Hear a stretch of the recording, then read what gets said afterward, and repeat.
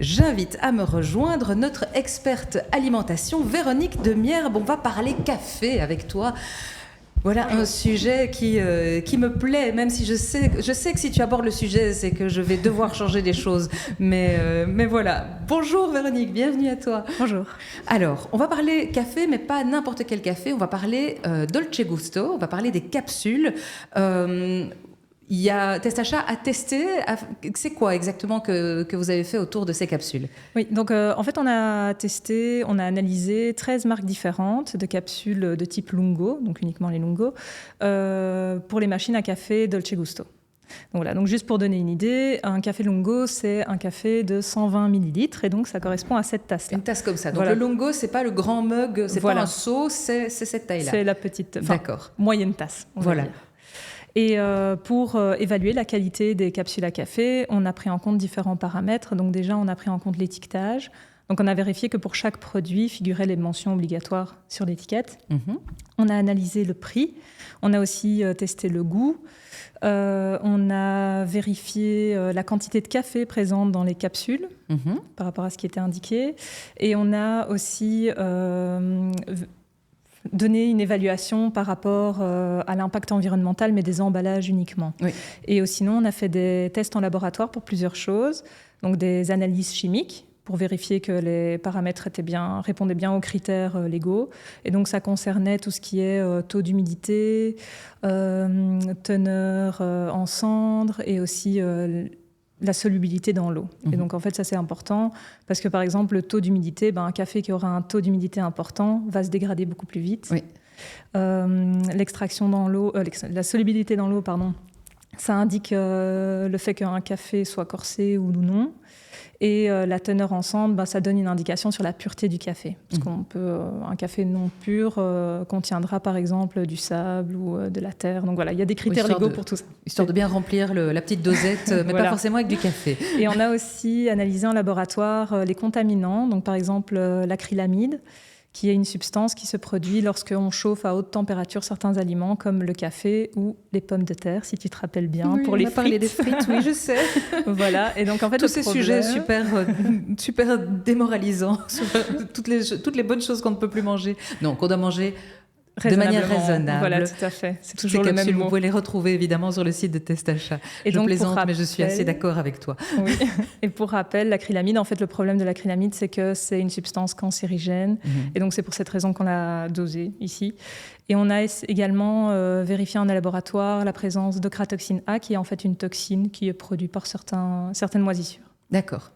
Ok, donc c'est le package général et quel est le résultat? Qu'est-ce qui sort de cette analyse? Alors, ce qu'on peut conclure déjà, c'est qu'au niveau des paramètres légaux, donc des critères légaux, tout est OK. C'est une bonne nouvelle. C'est déjà une bonne nouvelle. Par rapport aux contaminants également, on n'en a pas retrouvé, donc c'est également une bonne nouvelle. Maintenant, il y a eu des petites différences par rapport à la quantité de café présente dans les capsules. Et il y a eu également des différences d'un produit à l'autre par rapport à l'évaluation environnementale des emballages. Donc finalement, sur l'évaluation totale, on va dire ce qui a vraiment joué, c'était principalement le test de goût et aussi les informations qui figurent sur l'étiquette. Donc par exemple, on a retrouvé un produit qui, selon nous, est totalement trompeur pour le consommateur, puisque sur l'emballage, on voit une image qui fait référence à l'Italie, alors que le produit n'est pas d'origine italienne. Oui. Donc voilà, c'est... c'est du marketing pur, mais très discutable. Et au niveau du prix aussi, donc ça... c'est aussi un élément important. Oui, tout à fait. Donc on a remarqué que la plupart des capsules étaient quand même moins chères que la version originale de Dolce Gusto de Nescafé. Et d'ailleurs, le meilleur de notre test fait partie des moins chers. Donc c'est pour ça que je vous invite à aller voir sur le site internet. Pour découvrir qui est ce grand gagnant. Les résultats, avec le détail des résultats surtout. Et aussi, on propose à chaque fois un guide d'achat qui permet à chaque consommateur de faire un choix plus éclairé aussi en fonction de ses préférences, mais aussi en fonction de son budget. Alors, tu disais tout à l'heure qu'un des aspects du test, c'était le goût. Comment est-ce qu'on peut tester le goût d'un aliment, du café ici en particulier, puisque s'il y a bien quelque chose de très personnel et de très humain, c'est le sens du goût. Je suis sûre que toi et moi, on n'aime pas le même café. Oui. Comment est-ce qu'on peut tester le goût? Oui, justement, c'est pour cette raison qu'en fait, on fait le test à chaque fois en laboratoire avec un panel de 60 consommateurs.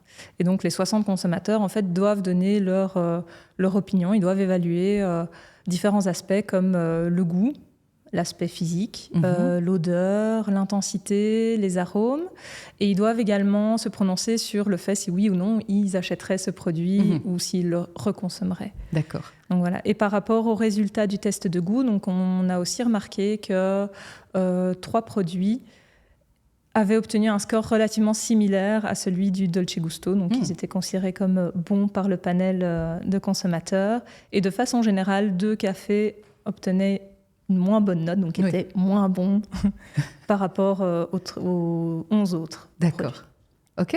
Et bon, alors maintenant qu'on a ces informations-là, donc le résultat, évidemment, sur le site de Testachat, vous allez aller voir où vous vous situez par rapport à votre préférence en matière de café, et puis voir le résultat de ce banc de test.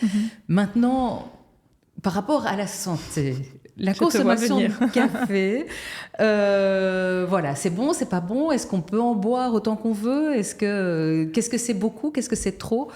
Est-ce qu'on devrait en boire tous les jours, par exemple? Oui, alors j'imagine que tu le sais, mais chaque personne est un peu différemment sensible à la caféine. Donc, par exemple, certaines personnes vont boire plusieurs tasses par jour sans avoir aucun effet. Aucun problème en tout cas, et d'autres vont boire une tasse et vont déjà ressentir des effets secondaires. Alors, le fait de consommer trop de caféine sur sa journée, c'est nocif pour la santé, ça c'est sûr. Mais qu'est-ce que ça veut dire trop? Oui, alors justement, le Conseil supérieur de la santé recommande de ne pas dépasser 5,7 mg de caféine par jour. Donc, ça, c'est très barbare comme chiffre. Mais donc, en gros, pour une personne de 70 kg, ça reviendra à 400 mg de caféine par jour. Et donc, ça équivaut à environ 4 tasses. Donc, maximum 4 tasses. 4 longos. Voilà. D'accord.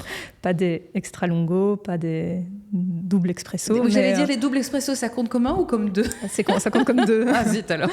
Et donc, du coup, c'est maximum 4 tasses par jour. Maintenant, évidemment, pour les personnes qui sont hypersensibles à la caféine ou qui, en tout cas, sont anxieuses de base, ils ont tout intérêt à diminuer leur consommation de caféine. Pareil pour les femmes enceintes ou allaitantes. Donc là, les recommandations sont plutôt de 2 tasses maximum par jour. Pourquoi ? Tout simplement pour éviter le risque de complications. Parce qu'il faut savoir qu'une femme enceinte qui surconsomme du café a un risque quand même accru de fausse couche ou d'avoir un bébé avec un petit poids de naissance. Donc, c'est pas rien. Et maintenant, là, on parle de café, mais il faut savoir aussi que la caféine, c'est présent dans différentes choses. Donc, on en retrouve aussi dans le thé, dans le chocolat, dans certains sodas. Mais dans le chocolat aussi, maintenant. Oui, et évidemment, les boissons énergisantes. D'accord. Oui, ça, c'est assez logique, effectivement.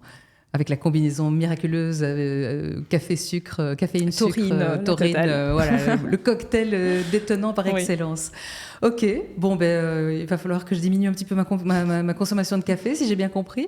Mais en tout cas, merci beaucoup d'être venue, Véronique, parler café avec nous et puis nous donner les résultats de cette analyse. À très bientôt. À bientôt. Merci.